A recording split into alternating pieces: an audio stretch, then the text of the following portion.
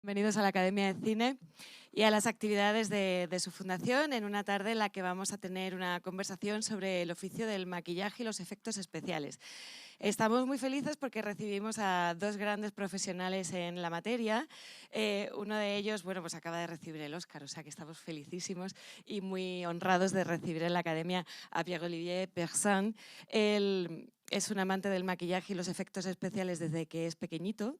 En 1994 empezó a jugar con la materia en obras de teatro, en compañías museográficas, también en videojuegos, y en 1998 crea su propia compañía y bueno, pues ha combinado películas de grandes autores con grandes superproducciones como a lo mejor Los Vengadores o Juego de Tronos. En cuanto a películas más independientes, pues conoceréis a lo mejor el título de Border, y este año pues ha sido el responsable de transformar al Conde de Montecristo, que ha sido una película que ha estado nominada a Mejor Película Europea en la última edición de los premios Goya, y conoceréis todos La Sustancia.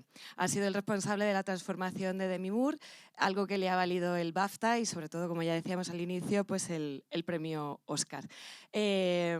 En la conversación le acompañará un grande en la materia, pero patrio, Nacho Diaz, que también ha tenido una gran carrera internacional, también ha participado en series internacionales como Juego de Tronos. Tiene 3 premios Goya, entre ellos el de Marco este año, también el de Las leyes de la frontera o Mientras dure la guerra, y además tiene otras 6 nominaciones. Por lo tanto, creemos que la sesión de hoy va a ser de muchísimo provecho, esperemos que la disfrutéis tanto como nosotros y espero que recibáis con un gran aplauso tanto a Pierre-Olivier Persin como a Nacho Diaz. Muchas gracias a los dos.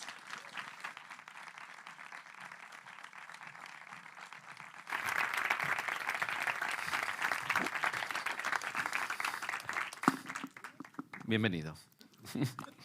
Gracias. Sorry, my Spanish is really bad.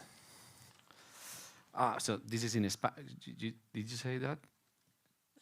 We have English. to talk in Spanish. Bueno, pues yo voy a hablar en español por el bien de todos. Vamos a charlar un poco con Pierre. Él tiene una traductora y algunas preguntas quizá las haremos en inglés y es una parte que se va a lo técnico. Bueno, primero quería agradecer a la Academia... Coño, chino, ¿qué tal? Quería agradecer a la Academia por dejarnos hacer este acto hoy, que podamos tener un acto relacionado con el maquillaje de efectos especiales. Gracias a la Academia, a Carmele Soler, a María Luisa. Y muchísimas gracias a Pierre por venir. Somos amigos desde hace tiempo. Se me ocurrió que era una buena idea tenerte aquí con nosotros. Y quería felicitarte por los éxitos de este año con El Conde de Montecristo y, por supuesto, con la Sustancia, que este señor ha ganado un Oscar al mejor maquillaje, ni más ni menos.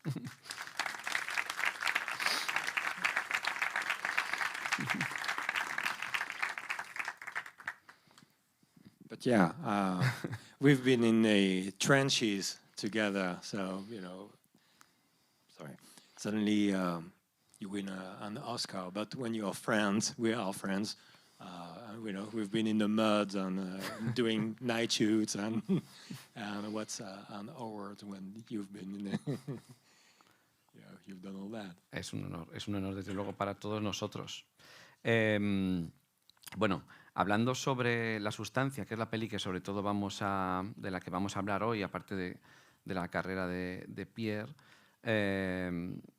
es muy interesante ver, para los amantes como somos nosotros del terror, de las pelis de horror, ver una película con un trasfondo tan interesante, con un punto de vista feminista y con un mensaje entre líneas muy interesante, pero envuelto en una película de horror fantástico y con unas propuestas gores de las que tú eres culpable, y ver que esa película ha recorrido el mundo con un éxito incluso de taquilla. ¿Qué piensas de eso? ¿Cómo lo recibiste, el éxito de la peli? That was really unexpected, really. Yeah, that's quite an extreme movie, and Coralie Farja, the director, she makes no prisoner, and she's really tough, and she gets what she wants. And I mean, I've seen her arguing with big American producers. She doesn't care. If she has an idea in mind, she will, and if she wants something, she will have it. So this was very passionate shoot, and for sure. And we all put it. It wasn't just working on another show. It was really something out of passion. It was our life was depending on the project. But I was really surprised. I mean, I didn't know what to expect. I was really surprised when I saw the movie for the first time at the Cannes Festival, actually, and people were laughing. And I never knew. I mean, when we shot the movie, when I read the movie, when I worked on the movie for 11 months, and I always thought that we were making a really serious horror movie. And it's kind of a comedy, actually. ¿Tú no tenías la sensación de que iba a ser... ¿Tú no tenías la sensación que iba a ser un gran éxito cuando estuviste trabajando en ella?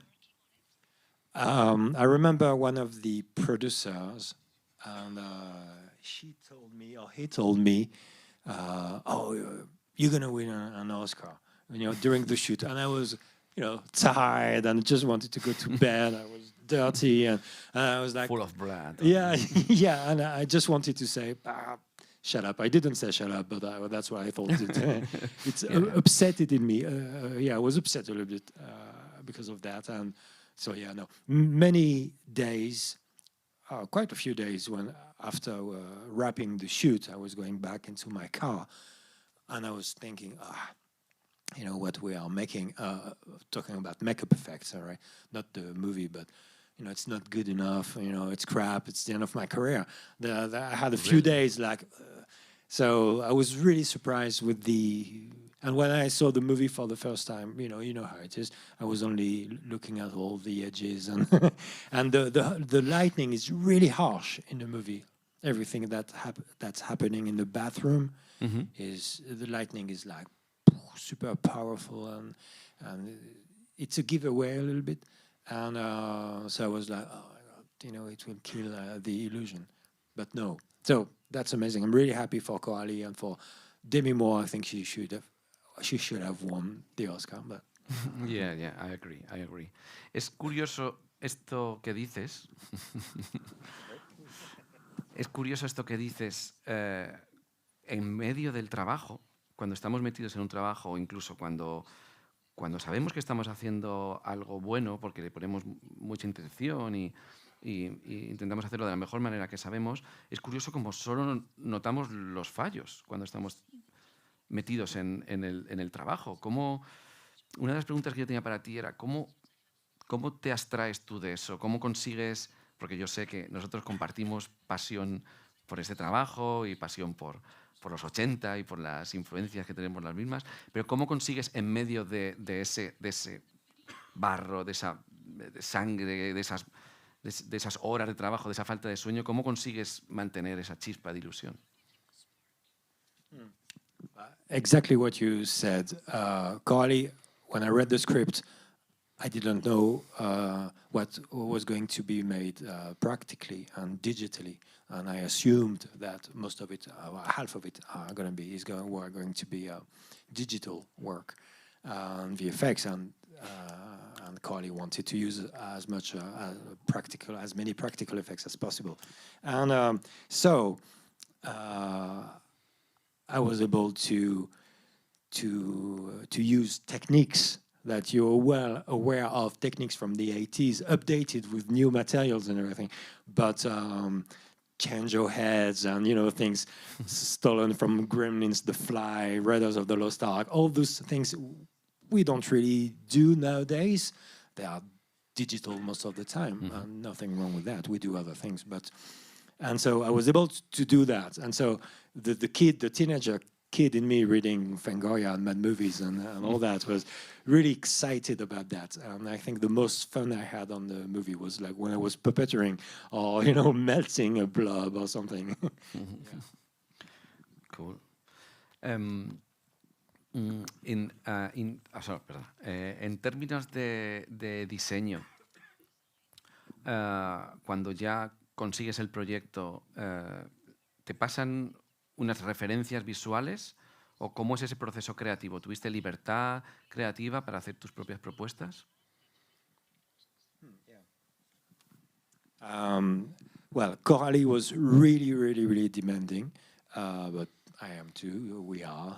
We all are.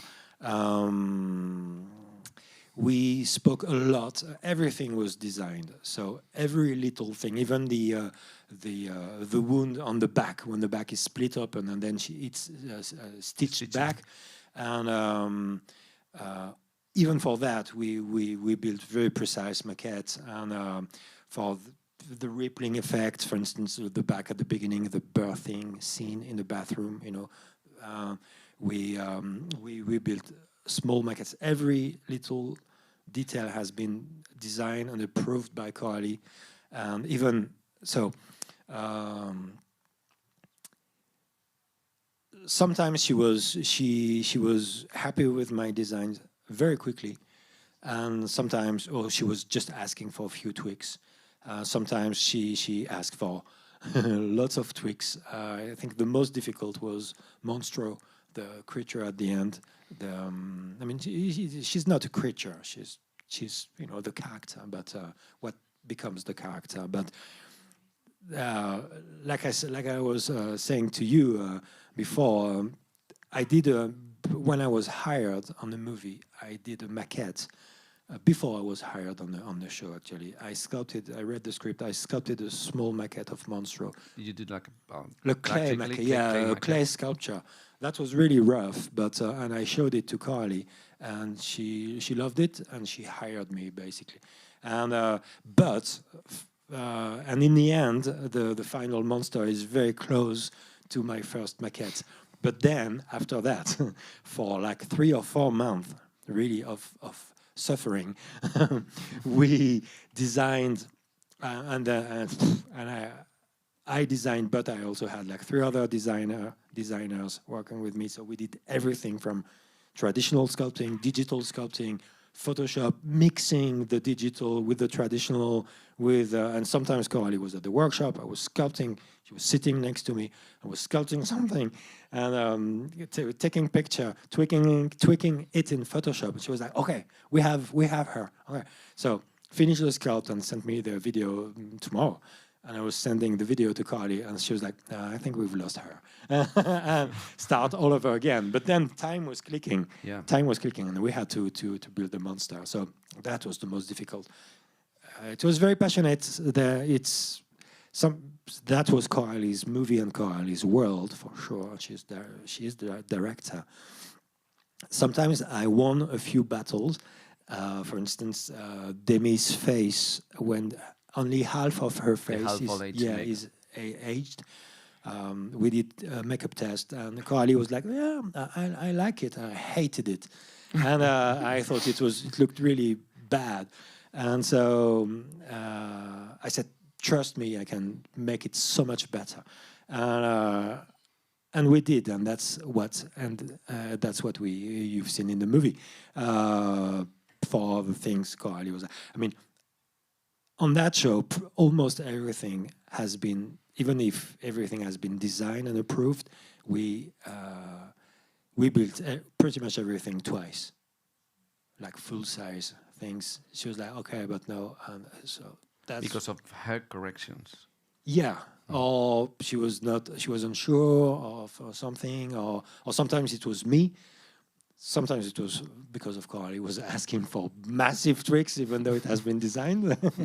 And but that's the way it is. And but sometimes I was, for instance, we were starting making, building things the way we do. When she has only half of the face and one arm and one leg wearing prosthetics, we know that when we apply a prosthetic, we are building up, because we are applying on a prosthetic on top of someone, so they are bigger, obviously, the size of the prosthetic. Mm-hmm. But when you do only one arm, or one finger, you can compare with the other fingers or the other arm, and it can look very funny and very like big Mickey Mouse finger and stupid sausage, on Demi Moore. So that was terrible. So we started building, epoxy cores and traditional sculptures, and for that, and I did a test for the finger on my own at the workshop.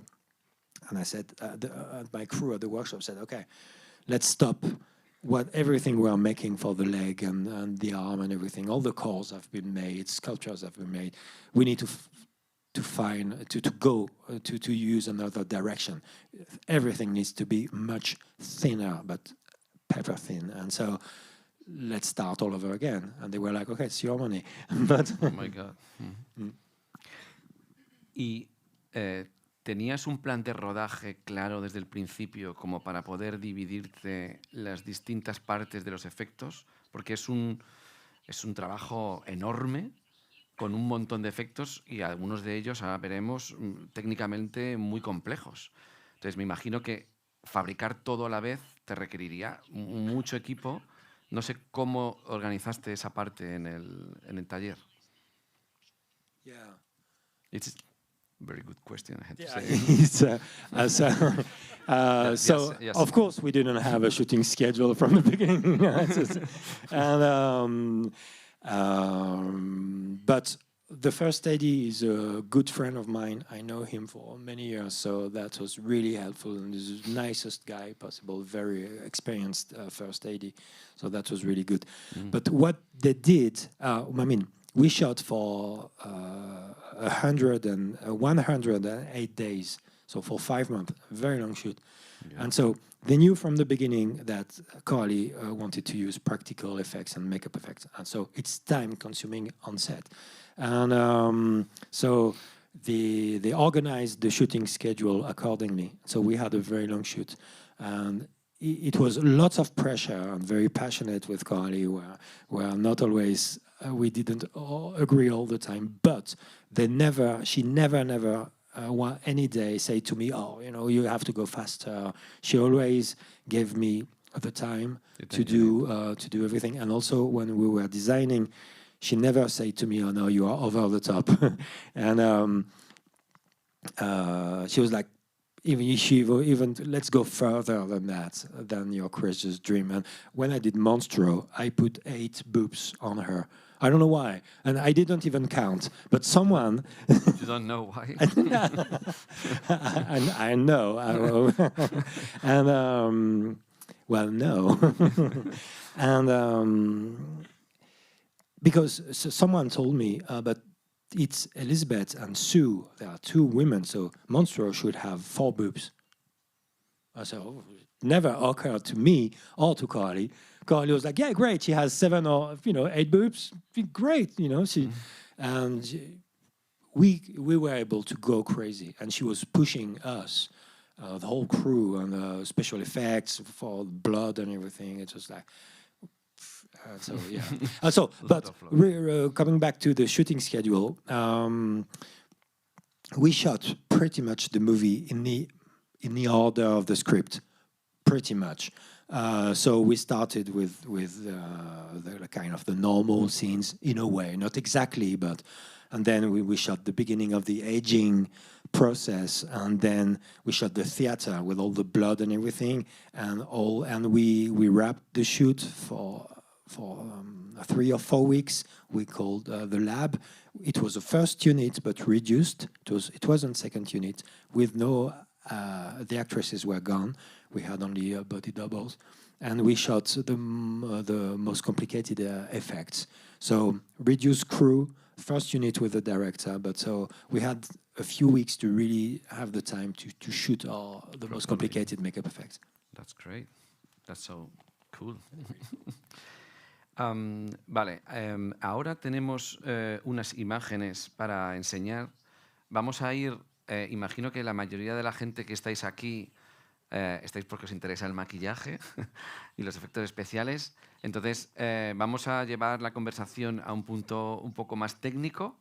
Vamos a enseñar unas imágenes que ha traído Pierre y vamos a ver un clip sobre el que vamos a comentar cosas y la vais a gozar, cosa mala.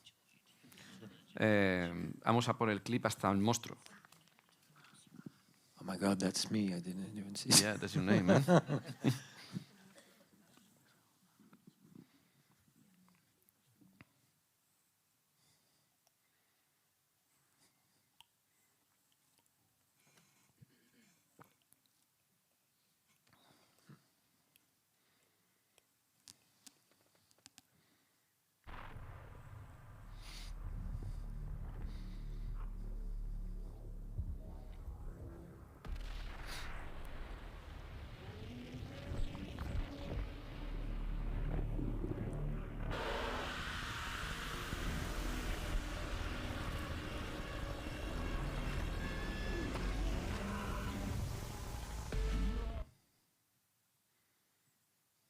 So that's a prosthetic back on one of our body doubles. But before that, we were looking at like dummies, silicone dummies.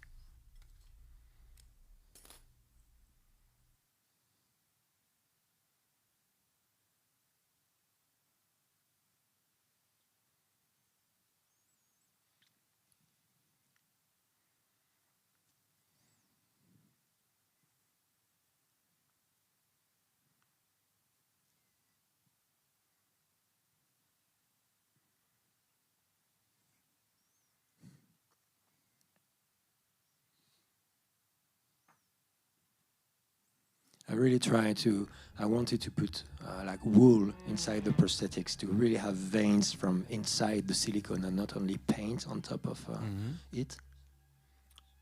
So it is painted in the, like intrinsically? No, well, yeah, one of some veins were intrinsically painted, and some of them they were made out of wool, really, that we put inside the silicone. Nice. I really wanted to use translucidity. I try to be myself. Stop it. You're taking it from me. That's your little secret. Stop it. Stop it. Stop it. Stop it. Stop it.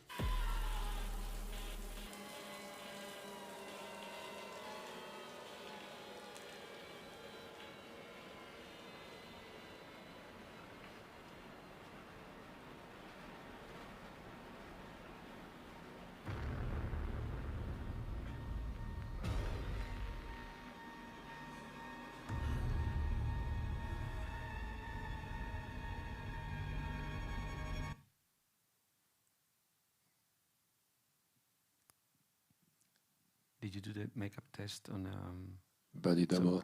body double? Yeah, we always had we had 2 body doubles for Demi, and we also had a stunt double, and we also had a very skinny double for Gollum. Sometimes we were applying the Gollum makeup on Demi, and also on the stunt double, and also on the skinny double. Like a thinner Yeah. version. Oh, that's cool. I love this.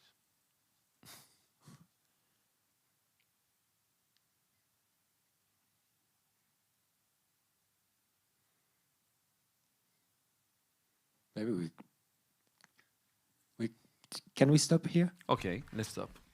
before Gollum? Yeah. Yeah. Wow, perfect shot. Yeah. Talking about boobs. Yep, only one. Wow, very nice, very nice.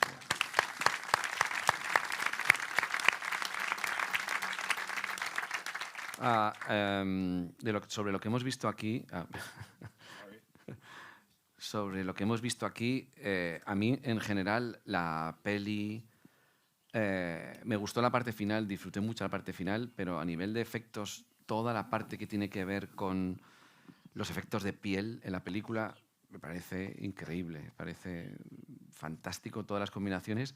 Viendo el vídeo he descubierto cómo has hecho algunas cosas que tenía muchas dudas, lo cual está muy bien, porque sabes cómo analizamos las pelis nosotros mismos, y me parece que vamos, uno de los mayores logros de esta peli es que todos los efectos de piel están muy, muy realistas. Tenía una de las preguntas que era el dedo. Has comentado ya algo de eso, sobre el dedo. Quería preguntarte cómo habías resuelto eso. Me parece de los mejores maquillajes de la peli, por eso que decías lo sutil, cómo funciona con el resto de la mano, cómo entiendes cómo se va transformando. Cuéntanos un poquito más estos detalles que estabas comentando sobre la mano.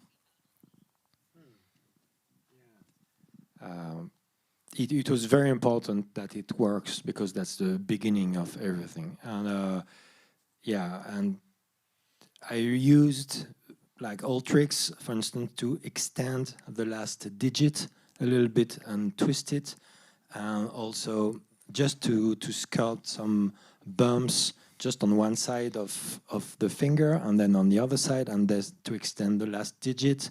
The rest was like nothing prosthetic. thinnest possible. Just ping, some bumps and the extended fingertip, last digit with even the nail was silicone actually. And someone told me, oh yeah, I love the nail and everything, but the nail is just sculpted silicone and painted with grease paint. Part of the prosthetic. Yeah, yeah. It wasn't like an acrylic nail or something. And also where it meets, where it ends on the hand. In each prosthetic, we intrinsically painted a blue vein that was matching really precisely the vein on the hand, and we also put like we've seen some red wool inside, like a Y shape a little bit, and then close the mold and inject the silicone, and highlights and shadows. Carly wanted to the finger to look very decayed, so we had to overpaint it a little bit, and I was a bit disappointed because some of the translucidity, the veins and everything disappeared a little bit. I was like, but it works well. Nice. So you say that you put the whole. It's similar that we use for the eyes, when we make fake eyes. Yeah, right? yeah, but proper wool to do jumpers. And yeah, and then like a ball cap, and then on top of the ball cap, and then the silicone. No, it was like ball cap plastic. And then we painted the vein, the blue vein, and then we're applying like a very, very thin layer in that area of silicone gel, and let it set a little bit. Put the wool on top of that. And then Cast and then nice. cast the prosthetic. Cool, nice, interesting. Hablando del envejecimiento que hemos visto, el comienzo del envejecimiento, ¿cómo fue ese proceso y ese maquillaje de la mitad de la cara? Que también entiendo que iba por una línea muy sutil, piezas finas. ¿Usaste bondo transfers para algunas partes? ¿Qué parte era silicona? ¿O cómo diseñaste ese maquillaje? I mean, that makeup worried me a lot because when you do half of the face, it can look very quickly like a makeup from makeup school. That and because that's an exercise you can do at makeup school, but on the big screen, it can be a disaster very quickly. And so yeah, I wanted the first makeup we tried was full silicone. I hated it really, and even Carly wanted something really pale. I don't know. So it's still a very complex makeup, but what I used first, I was applying veins that I did in Photoshop and printed on tattoo paper, and so because Carly wanted the aging, the old age process to be like a disease poisoning the body. And so she wanted to show through some of the veins. That's why the veins are quite bold on the leg. We've seen in the shower and all that. And it was like a poisoning. So, and I wanted things to be really translucent and precise, and going from old skin, translucent skin. And so first I was applying on Demi's forehead and on her chin those tattoo made in Photoshop veins first. Some of the pieces, like the forehead, the upper lip and stuff like that, they were acrylic prosthetic transfer. The cheekbone and nasolabial was silicone. I think it was all one piece with the eye bag. I had also crow feet here, that was silicone. I had a little neck wattle, that was silicone. Some old edge stipple on the back of the neck. I think we had some veins also on this, those photoshopped veins. We had contact lens, dental plumper for the yellow teeth and vacuum. Vacuum painted yellow, and also little plumper. And for those not really familiar, it's like, I know Marlon Brando in The Godfather, obviously, but less obvious. And even though it's great, I'm not it. And also, she was wearing a wig with losing her hair on the top of her skull, and for that stage also she was wearing prosthetics on one arm, on the end, one leg, and the back also. She also had like a hunchback, full back prosthetic, even though it's played quite subtle in the movie. In the shower she has a full back prosthetic also. And but when we see that shot panning on the leg like that, obviously it was impossible. We did prosthetics on her leg, but it was impossible to really dig into the leg. So we built a silicone leg, like a prop leg, and so we were in a shower and with one real leg. And I think even I wonder if it's not the foot of the director we see in the shot, and the fake leg, and one of the body double. I don't remember. And so yeah, we were mixing different techniques all the time, and try to keep things as thin as possible. Entonces lo que dices es que en la ducha la pierna que vemos envejecida es un prop. Yeah, silicone leg. Interesante, muy chulo. When she's sitting, when she's sitting in the chair, in the armchair, and with the stuck knee, both legs were fake. Demi was kneeling inside the armchair, and so she was wearing the makeup on her arm and hand and half of the face, kneeling, and I was below the armchair just to puppeteer the kneecap that was stuck. Nice. We call that effect Savini effect. Yeah. Poza, aquí. Yeah, I agree with that. The Savini effect. Cool. And one of when we were prepping the movie, to me, my technical approach was to build things as simple as possible. I mean, the noble simplicity. It's difficult to find the easiest solution. I mean, it takes lots of thoughts and many mistakes.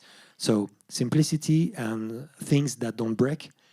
And so, for instance, for the leg like that, I knew that it's going to take lots of abuse on everything we built. And I remember coming into the workshop one day, one of the guys was working on the leg, and it was very nice, but I can see just looking at it was fragile. And I said, "Can I try it?" And he was like, "Oh, but don't do it." I said, "Can I really try it?" He was like, "No." And I broke it. And I said, "No, and just grab this and that and you do it less fancy, but solid." That was, yeah. Sí, porque en rodaje tenemos que repetir y resetear todo el rato los efectos y tiene que funcionar. Yeah, exactly.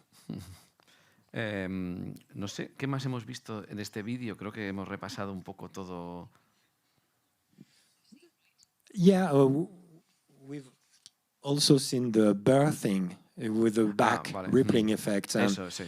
And that, again, it was a mix of techniques and with prosthetics, big prosthetics, back prosthetics, and also obviously dummies, different silicone dummies. I asked the sets department to build us raised sets so we could puppeteer from below. That was really cool. That was the kind of 80s old school stuff you will love to do. Coralie was very often was below the set with us with monitors, and she could really direct us, slower, quicker, open the back, and now slower. All of it was just, like I said, simplicity. We made with my crew, but my approach was, for instance, I'm not the fanciest animatronic person. I'm not a specialist of that. So my thought was like, I'm gonna do things the way we can build some mechanism, or I can hire very good people to do that. But I wanted to keep control. I didn't want things to be overdone and fragile and complicated to use. So we build things the way I know how to make them. And if it has to be simple, but very nicely sculpted, molded, painted, and designed, but if it's just a simple hand puppet, if it works better. I've seen you doing rod puppets for an iguana or something that was really amazing, I thought. And its simplicity, and it works fantastic. Yeah. If the skin it looks perfect and the mechanism is simple, that's the best way. For sure. I agree. Y cómo es el efecto de la espalda la primera vez que lo vemos con el movimiento debajo. ¿Cómo es ese muñeco? ¿Cómo lo hicisteis? Yeah, it's just the silicone dummy, and we had just bladders and also our hands. And so we had an armature, and that was cut in a very precise. We did a small maquette, so I knew exactly where to cut the armature. The most difficult part was the skin was silicone is heavy, and you didn't want the skin to lose its shape, and so I really needed, so we cut the underskull, the armature, but the shell, but at the same time, we needed some of it to keep in the form, to keep the shape of the back. And so we were like, I don't know, 4 or 5 of us who you can see puppeteering. Some of it was just they were bladders, and some of them was our hands. But it was organized. We knew what we were doing from the back of the neck to the back to the bum, basically. So we knew who was doing what. And just pushing or blooding. Yeah. And just with your, sometimes just moving your fist, and because some holes were just holes where we could push, but also we had like proper tracks where I could just do the whole body also. But when suddenly you start realizing it's just that, you have a bladder just to break a little bit the pattern of the technique. Very simple. Very nice. Además, creo que tú comentabas que había momentos en los que había mucha luz, que estaba muy expuesto, pero en la peli la fotografía se ve bastante bien, es decir, en el baño las pieles se ven muy bien iluminadas. No sé si esto es una conversación que tuvisteis con el departamento de fotografía, o es algo como nos pasa muchas veces, que nos encontramos allí con nuestro efecto y no está bien iluminado y te tienes que pelear. Venga, se viene historia. I didn't have to listen to the end of the translation. Thank you, it's great. I knew that most of the effects are seen first in the bathroom. The birthing, Gollum, the Requiem for a Dream we've seen before, Monstro in the end, all of them. And so I went to Carly during prep, and I was like, okay, are we going to have like cool makeup effects, lightning, like the howling, you know, in the office when it turns into werewolf, and you have a very nice 80s light. And she was like, sure, some, you know, and cut to arrive on set, and it's like surgery room, and white tiles on the walls, and really great DOP, but and harsh light, tight close-ups. That was tricky. I'm happy we spent lots of time texturing and painting, and the time on the silicone to add all those intrinsic details. Yeah. ¿Quieres que veamos segunda parte del vídeo? Vamos a ver la segunda parte del vídeo hasta el monstruo.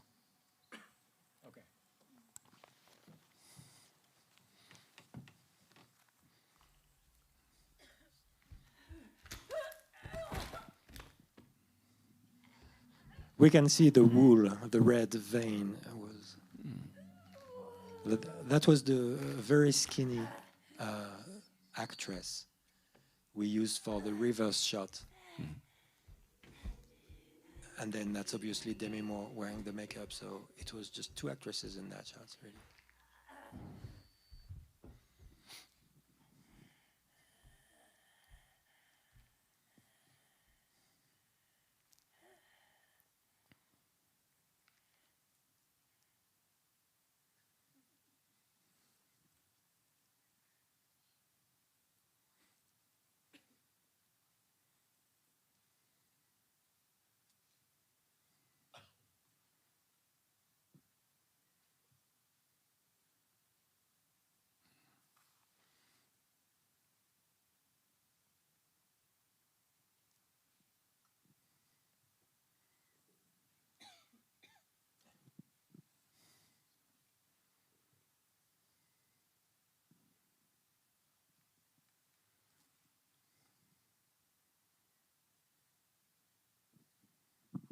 Just testing stuff.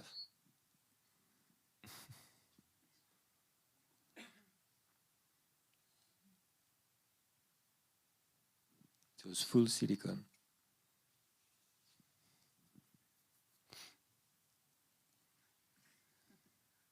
Beautiful.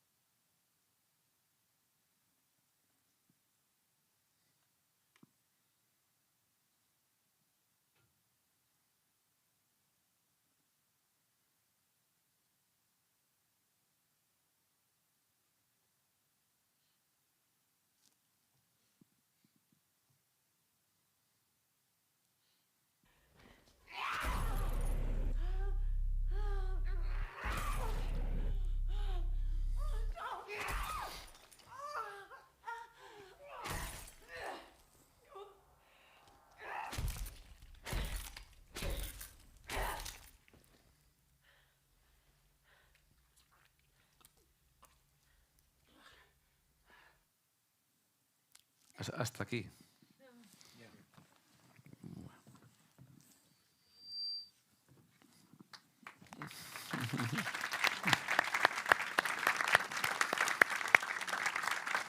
Bueno, muchas preguntas tengo hoy aquí.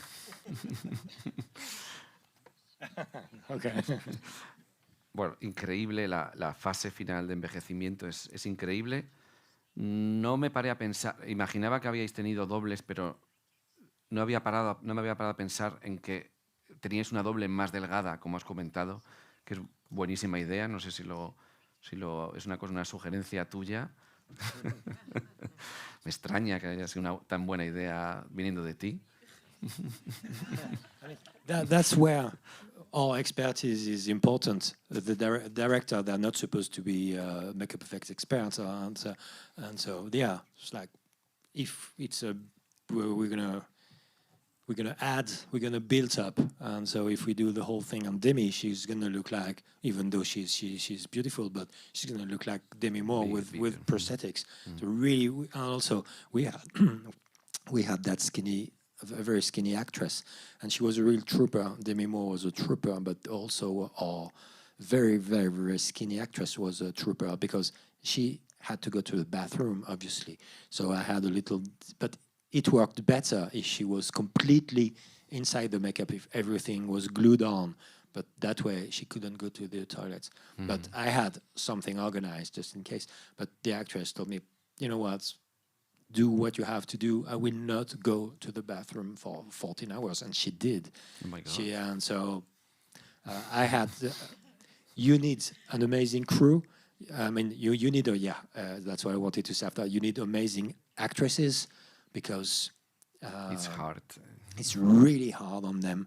And if they play ball with you, and they are the one who were showing your work on screen. And so Demi Moore, she was amazing. She was never looking at her mobile phone. You know, she was never like that, like looking at her mobile, upset by what. She was always with us, looking at the mirror, and she was only with a little Chihuahua dog. That's the only thing she asked for. And she was Chihuahua dog is better than the iPhone. phone. Yeah. And I like big dogs. I'm not that keen on very small dogs. You know, they are very far from the wolves. There's Chihuahua. And she was like, Pop. She was calling me Pop. I can tell that the chicks, they love my dog, but you don't like my dog, right? I was like, no. And also I had an amazing crew, and you're never as good as the people surrounding you. So let's give it to them. You need amazing actors and amazing crew and DOP, and it's a teamwork. It's teamwork. Una pregunta técnica que tengo, technical question, sobre el maquillaje completo. He visto que lo esculpiste entero a partir de un diseño de una maqueta. Eso quiere decir que luego tienes que cortar en piezas esa escultura, sumergirlo, una cosa gigante, y hacer un overlap de las piezas como tú lo diseñaras. ¿Cómo te enfrentaste a eso en un maquillaje de cuerpo entero y además con tanto volumen? Que es otra pregunta que tengo.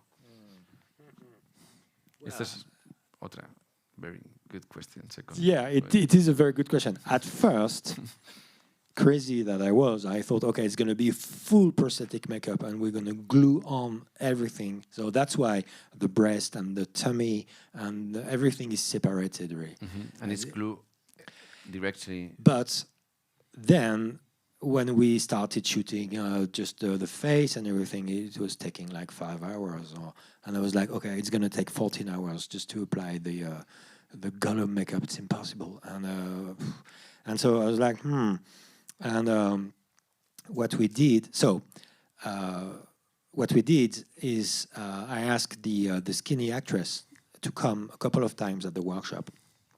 And I bought, we custom made a Lycra suit. I mean, but that was specially made to hold the weight of the silicone, because if you use a Lycra suit and you glue prosthetics on top of it, the weight of the silicone will deform the Lycra, the spandex suit. So we reinforced the Lycra suit so it could hold. It won't be deformed because of the weight of the silicone. For the legs, I used ice skating pants. They are very strong, very thin. So the very skinny actress came to the workshop a few times, and we glued very tight the prosthetics on the legs and on the upper body, without the arms, without the head, on those Lycra bits,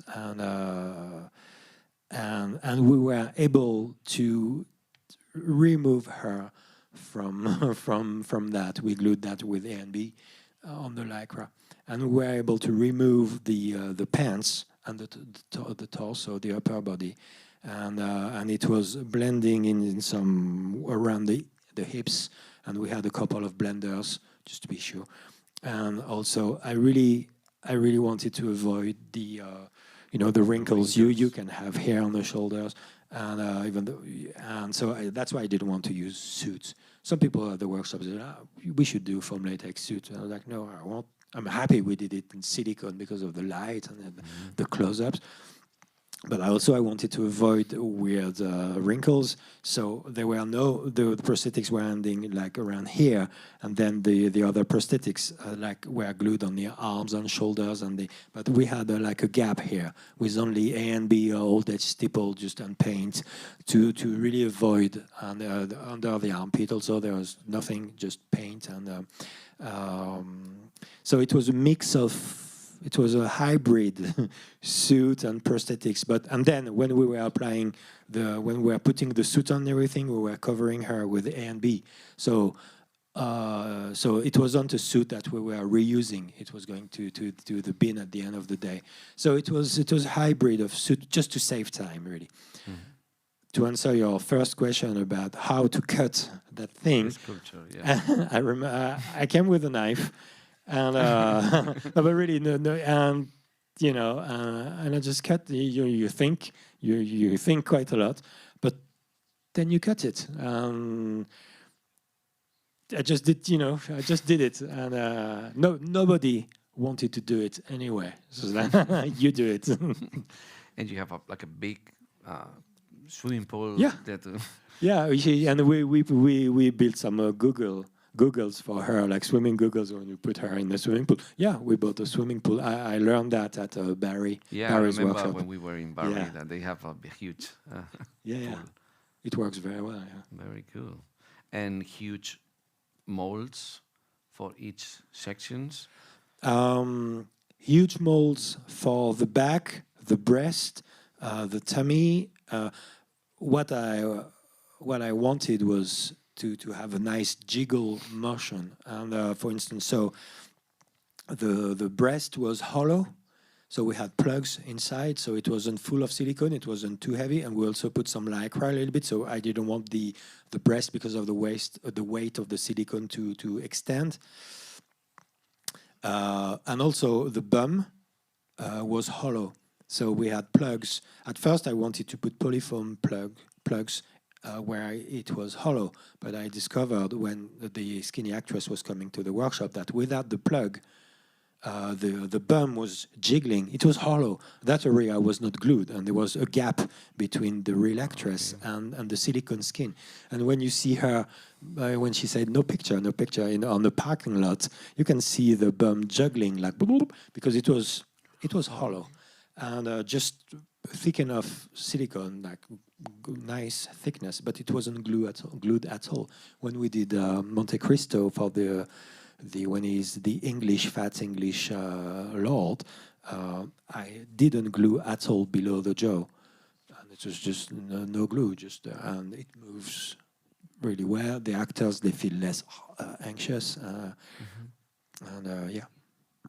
Porque esa era otra de las preguntas. Si era macizo de silicona, que tú has respondido que no, pero eso quiere decir que tú, una vez que tenías tus moldes, tuviste que hacer un core, un núcleo de esos moldes para poder tener tus piezas buenas. Yeah. We did. So the torso, the back has a big polyfoam plug, like a pregnant belly prosthetic, obviously.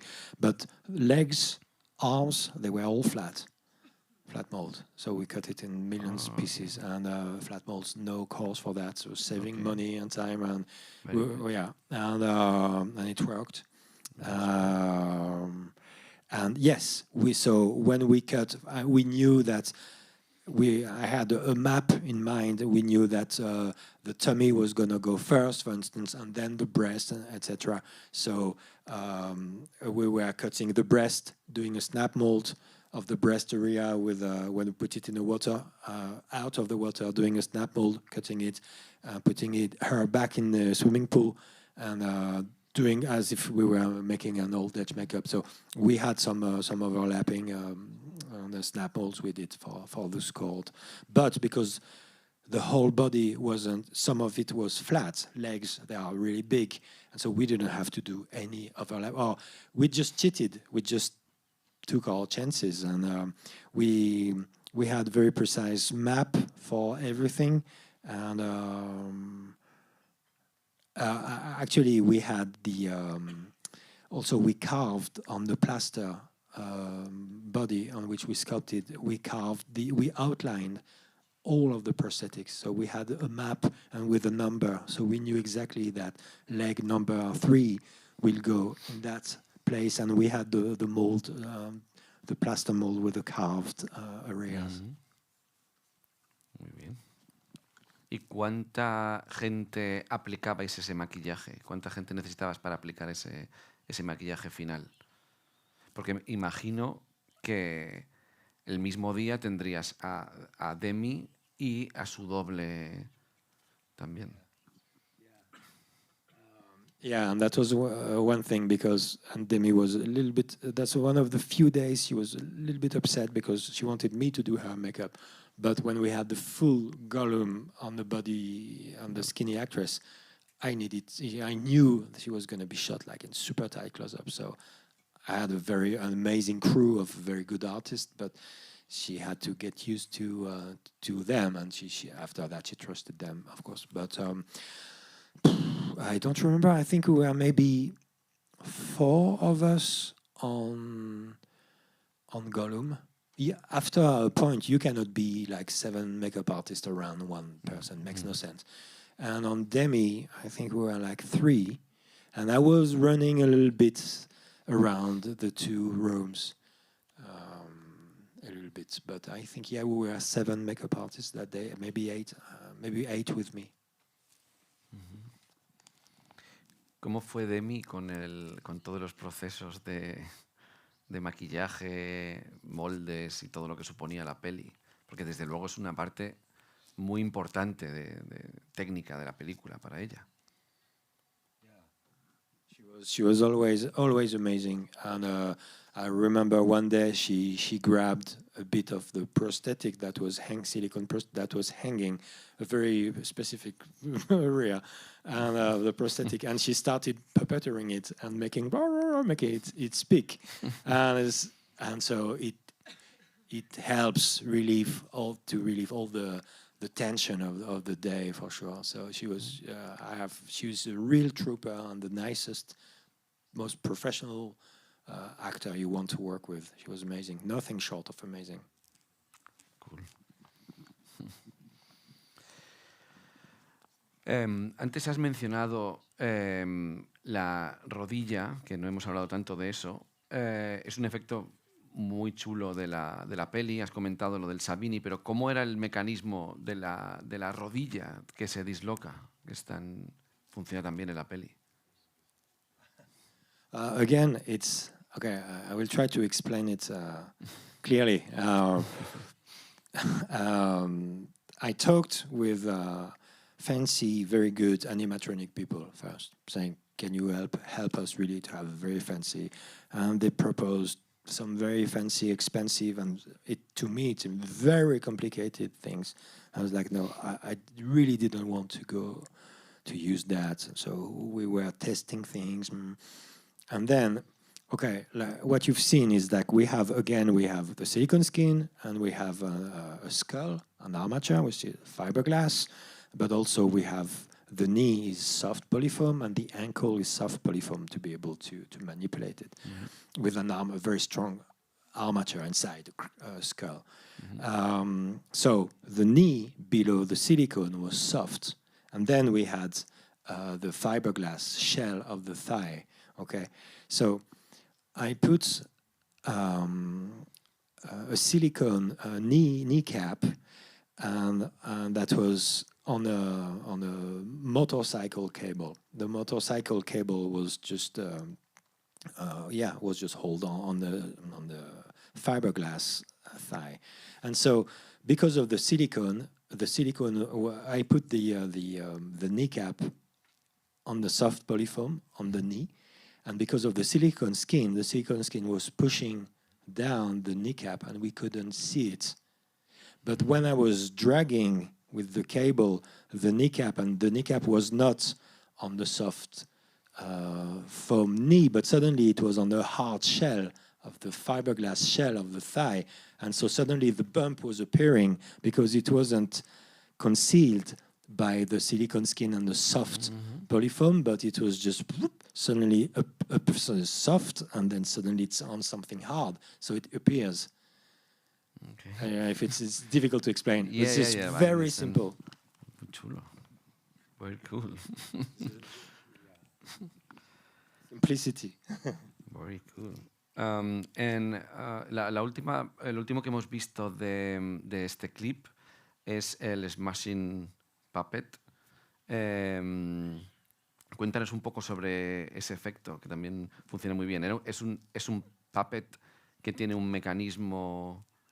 It's a puppet with a mechanism inside that you can pull and push, or how is it? Yeah, we had we had it was very well directed by Coralie, the way they were panning in and out, very well shot, and some VFX help, obviously, because we were using Demi, applying a little bit of makeup, going back to the makeup room, applying more makeup, more blood, more bumps, more cuts, going back. And so Demi and Margaret were playing the scene, especially when she's pulled back, oh God, with all the blood and all that. So we did that for quite a few hours. And then we did the same with the silicone head.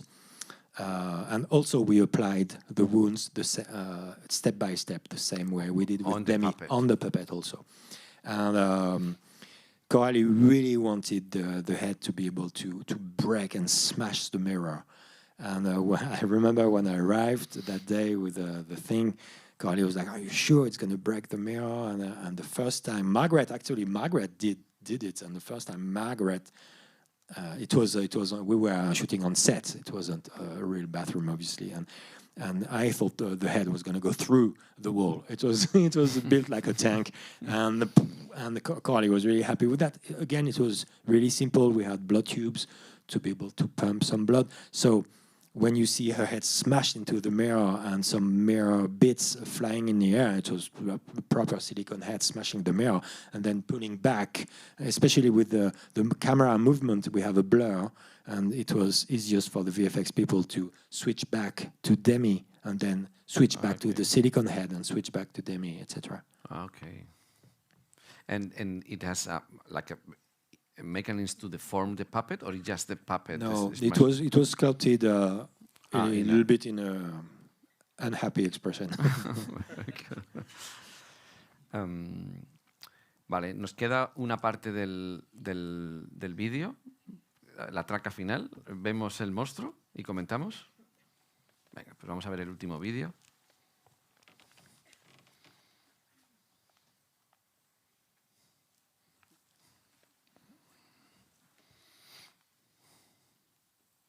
Yeah, that's the very cheap maquette I did at the beginning.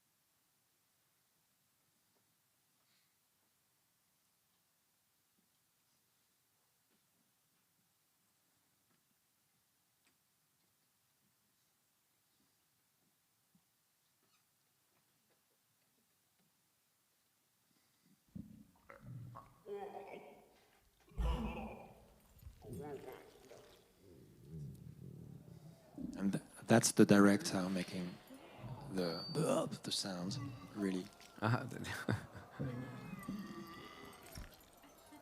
The sound mixer told me that.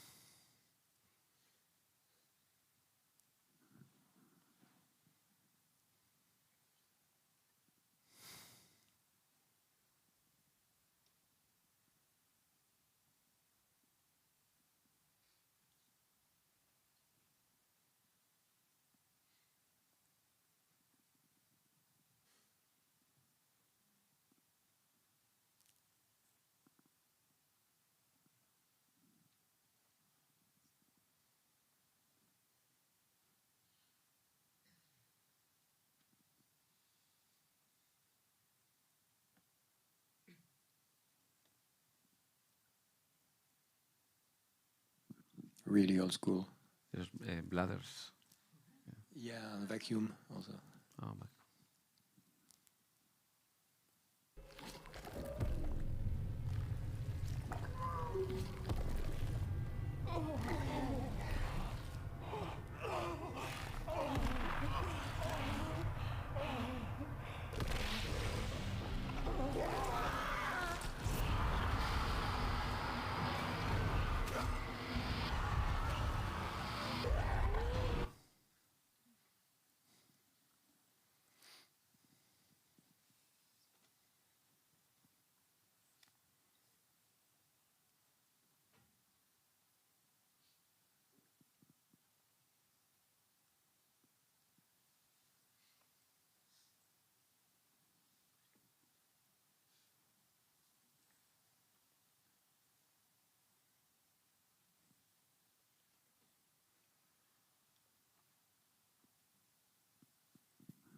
Stinky foam latex.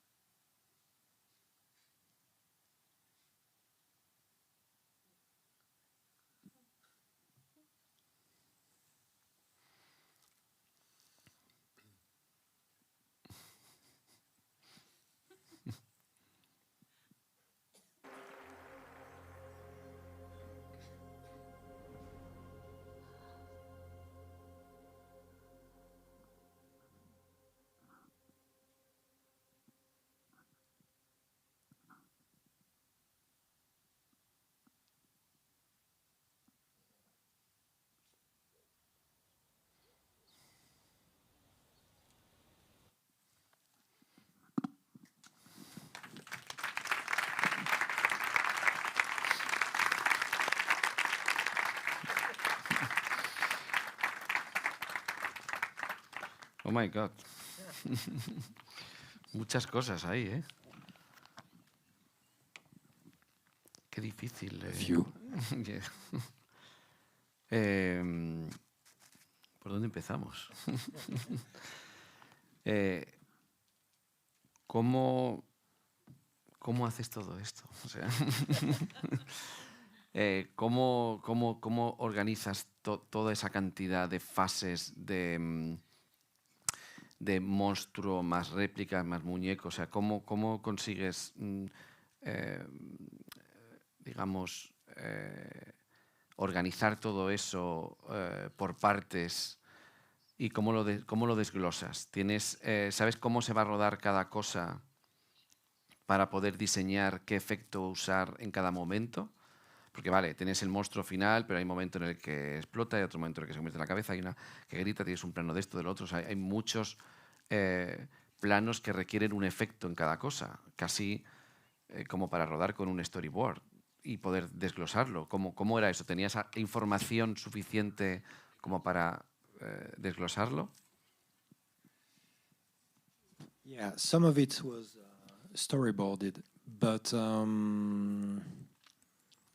well, I knew, like I said, we had the lab at the end of the shoot. Those 3-4 weeks of shooting only makeup effects and other effects. So We shot during principal photography some stuff with Monstro and all the extra and the blood and all that and the actresses. But then, for instance, the heads growing back or the exploding head, we shot that during the lab at the end of the shoot. So we were shooting some of the effects to a certain point, knowing that we'll go back to do the breast popping out, for instance. We had the fake breast with the umbilical cord, and so we had a stunt double wearing Monstro and a foam latex mask, and so we applied that during principal photography, the boob hanging from the umbilical cord on set. So we shot that, and then a few weeks, months later, we shot the actual head. Silicone head puppet with me puppeteering the boob. So very good DOP because you can never tell that it has been shot like no, it's much weeks really, and weeks before that, and not even on the same set, same studio, but the sets have been destroyed for a long time at that point. So you organized when I knew in which order they were going to be shot. So I organized my schedule that way, in which order we need to deliver each thing, really. But you break it down, every effect of the sequence with the director, DOP, every people involved? It was really with Coralie and with the set department, because many times we needed raised set to puppeteer our stuff and or what? Okay, or with Jean Miel, special effects department. He handled all the blood device, the blood. He made the machine to spray the blood. We didn't make it. Jean did that, and a lot of blood. it's 20,000 liters of blood. Wow. And that's a lot. And so he took care of that, and he took care of all the explosive charges. And so with Jean and Coralie, obviously, and the set people. But apart from that, no. And for instance, Coralie, she really knew what she wanted, but there was also lots of improvisation, many cameras shooting. Many camera. No, sometimes Coralie really wanted to shoot only with one camera, actually, because she didn't want to lose control on another camera. Okay. So, to her credit, she wanted to stay focused with one camera. But at the end, when we were shooting the most complicated makeup effects, we used several cameras. I have to say that, again, for instance, when Monstro explodes at the end and falls on the Walk of Fame, Coralie shot lots of, like for an afternoon, on the remains of the body and everything. But we have built special effect, makeup effects for that. That was twitching, and so I came to Coralie at the end of the day saying, okay, you spent an afternoon shooting that thing, but we've built something that is much better because it's twitching and it has some movement. And Coralie, she could have said, like many directors, she could have said, yeah, but we've spent an afternoon shooting that. I have what I need. She said, oh, okay, we're going to spend. And so the next day, I broke the thing. And that's what in the movie, and that's what we used. And some of the crew came to me saying, thank you, we're going to reshoot that now. But so she was great with that. If you were coming to her saying, we can do things better. And she was always saying, okay, for instance, a couple of times we had problems, not during principal photography, but at the end. Not really problems, but things that could be better, move better. If I was coming to her saying, we can go back to the workshop, and in a couple of days, it will be much more, organic, dynamic, organic. And she was always like, okay, you do it, no problem. We shoot something else. No, wow. Yeah, it was really cool. She's always open to improve because basically it's for her movies. So yeah, she was great.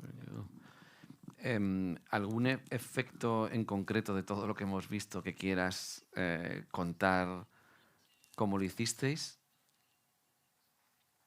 ¿Los maquillajes están hechos sobre ellas y en dobles? Monstro? Yes. That was a big discussion with Carly and me and production. I have to say that I didn't think it was necessary to put Margaret Qualley inside the suit because there was only one eye and the rest was. And Carly was like, yeah, but she's a dramatic character. She's not a monster killing people. And I want her, at least for the close-ups. And that's what we did. And we can really tell that's Margaret. And that was a great choice in the end. And I'm happy we did it that way. So for the wide shots and the most complicated physical to super physical shot, we used a very strong female stunt double, and even her, she was crazy, strong person and with a strong mantle. But even her, she struggled. And there was a heat wave in Paris at the time when we shot that, and she even was when she's walking down the corridor, spraying all the blood on the walls. She was under the blue dress. She had a little a trolley. And so the trolley had on wheels. And so because it was so difficult, the first time we switched the blood on, it was so powerful, the hose, to spray blood that she was pulled back, because she was on wheels. and yeah, it was really difficult. And it was concealed by the dress again. And the massive blood hose that we used was concealed in the center of the corridor. The set department built an amazing set. It was really complex, and there was a little bit of VFX also to erase her arm because it was in green to puppeteer the. That we improvised quite a lot because we had only a couple of suits and that was it. And even though we were spraying them with my crew with waterproof spray, they were made out of foam latex and they were soaked with blood, and we had to cut the suit, to stitch it back, and to cut the suit to put all the blood rig inside, and then there was no turning back because the suit was cut at that point. And a little bit of improvisation.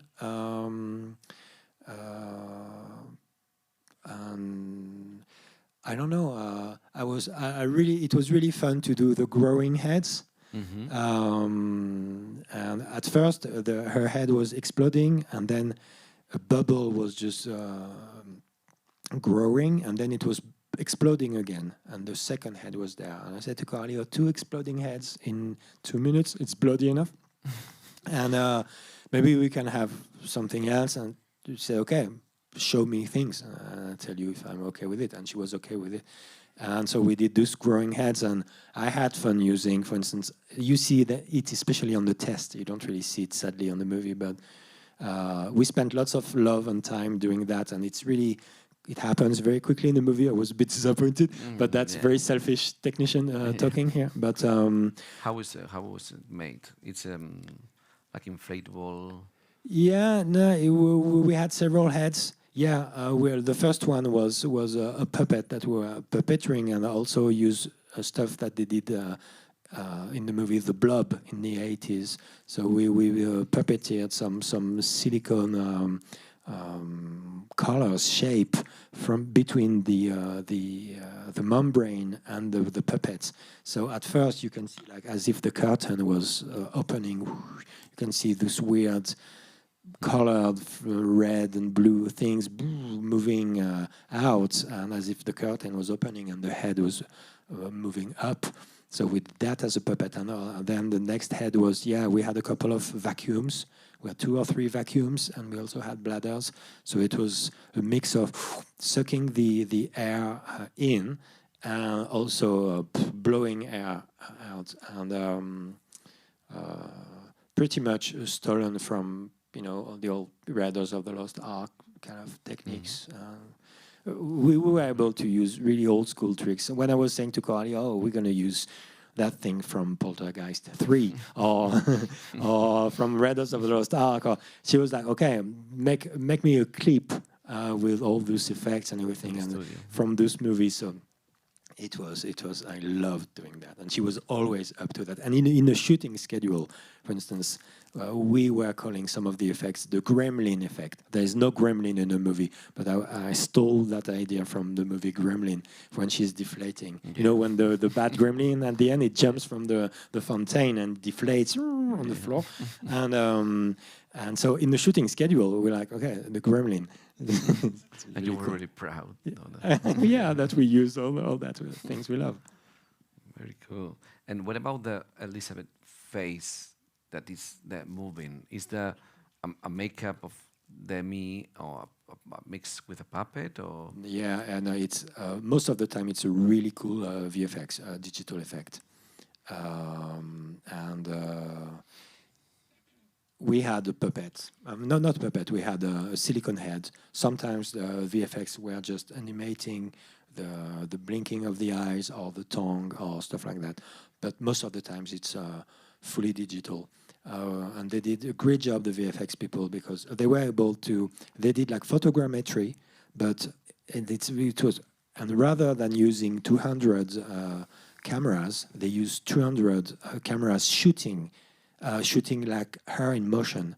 So it was like a kind of new device they used. So they were able to do photogrammetry, but with her moving her face and everything. So they were able to reproduce very precisely her doing those expressions.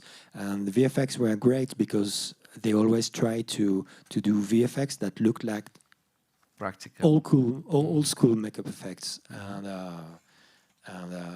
you cannot see them because they are really top-notch VFX. I love them. So you use that more like a tool for you to practical effects and to have the same. Yeah, we knew that what Coralie wanted.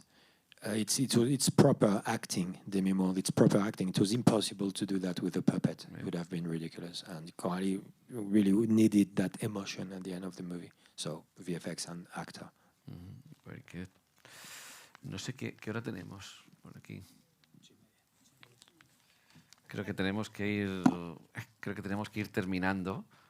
Voy a dejar un poco de tiempo para que hagáis algunas preguntas los que queráis del público. Solo por si queréis comentar algo de lo que estás trabajando ahora, si puedes. Me imagino que no. Y luego que nos cuentes brevemente, todo lo breve que puedas, tu experiencia en los Oscars. O sea, cómo fue ese camino hasta los Oscars y cómo viviste el premio, la ceremonia. That, in a nutshell, that was unexpected. Like I said, when you work, I worked 11 months on the movie, and I had 5 days off during Christmas and a week off during the shoot because I had COVID, and that was it. And it was work. And what I discovered with the Oscars, it's a campaign. And so you really have to do for a month lots of interviews and traveling, and it's proper campaign. And I discovered that, so that was interesting. But that was it's a part-time job, but that was really great. And I don't know, going there and in the middle of my heroes from my childhood, and winning another. I mean, I still. I don't even fully realize. You just try to do your best. And some days you are happy, some days you are a bit depressed. You think you're doing, and you just try to do your best, and that's it. And I still do the same. My life is not different. I still approach the effects the same way, with the same love, and with my crew.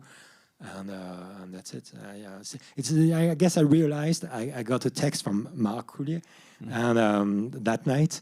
And he won 3 Oscars. And he said, how does it feel? How does it sound to you, Academy Award winner Pierre-Olivier Persin? And maybe at that moment I realized, with this tongue-in-cheek humor, I realized, that's true. But apart from that, it's sitting at home. It's a really well-deserved award. You did an amazing job. Vale, pues podemos, si queréis, dedicar un poco de este ratito a preguntas, si tenéis. Tenemos esa posibilidad, ¿verdad? Ah, mira, hay una persona aquí. Sí, hola Nacho. Hola. Great job, Hola, Pierre. This is awesome. I was just wondering if you had Rob Bottin in the back of your head when you did this, because it's, you know, it could sit with The Thing and those great movies that he did. I mean, you don't create in a vacuum. So I know by heart and will know by heart what he has done. But for instance, some people said to Coralie, oh, it looks a lot like Society and Screaming Mad George and all that. And she never saw the movie. And I never had pictures of Rob Bottin's work at the workshop. Doing, if it happened, it's because all that was in the back of my mind, but it wasn't made on purpose. But I love it. Obviously, I love what he does. ¿Alguien tiene alguna pregunta más? Javi tiene aquí. Aquí.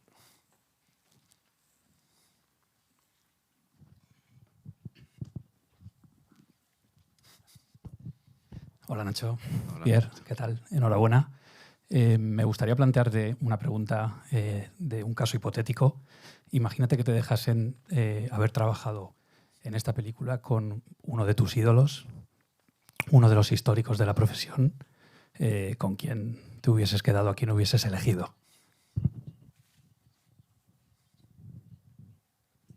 A special makeup effects artist? Yes. Oh. Very difficult. Oh, well. Pero no Nacho, ¿eh? And then, can I have a crew? Like 5 of them? I don't know. There are so many I love. Rob Bottin would be definitely one. I don't know. Depending on, I don't know. I mean, you want the perfection of Rick Becker, and you want the craziness of Rob Bottin, and you want the very tight work of Kevin Yeager, and those 3 would do. Yeah. Thank you. ¿Alguna pregunta más? Animarse. We've said enough. Creo que están cansados ya. They tired of us. Vale, pues entonces muchas gracias a todos por venir. Ha sido un placer. Thank you very much. Muchas gracias. Thank you very much, Pierre. For Thank you, coming. Nacho. Gracias. It was a pleasure. Gracias.